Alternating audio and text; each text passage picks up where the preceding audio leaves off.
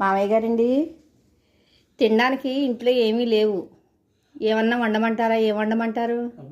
చాలా అయిపోయింది కదా, పొంగడాలు ఉంటాయి మాకు.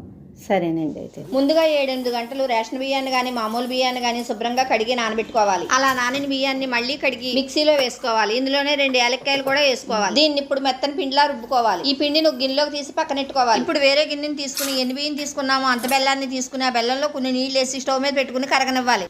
ఇప్పుడు ఒక మూగుడు తీసుకుని అందులో కొద్దిగా నెయ్యి వేసుకుని కొబ్బరి ముక్కలు వేసుకుని వేపుకోవాలి. ఇప్పుడు రుబ్బుకుని ఉంచుకున్న పిండిలోని 2 చెంచాలు మైదా పిండి వేసుకోవాలి. ఇందులోనే బెల్లం నీళ్ళు కూడా వేసుకోవాలి. ఇప్పుడు ఈ పిండిని బాగా కలుపుకోవాలి. ఇందులోనే కొబ్బరి ముక్కలు, వంట సోడా, కొద్దిగా ఉప్పు వేసుకుని ఈ పిండినంతా కూడా బాగా కలుపుకోవాలి. ఇప్పుడు పొయ్యి మీద మూకుడు పెట్టుకుని ఆ నూనె వేడయిన తర్వాత అందులోని గుంటగడ్డతో తీసి చిన్న చిన్న పొంగడాల మాదిరిగా వేసుకోవాలి. ఇంతేనండి, చాలా తేలిగ్గా చేసేసుకోవచ్చు. ఈ పొంగడాలు అయితే మటుకు చాలా టేస్టీగా కూడా ఉన్నాయి. మీరు కూడా ఒకసారి చేసుకోండి. మన ఛానల్ నచ్చితే కనుక సబ్స్క్రైబ్ చేసుకోండి. మరి మా మామయ్య గారు తినేస్తారు, చూసేద్దరు గారండి. మామయ్య గారండి, ఇవిగోనండి పొంగడాలు.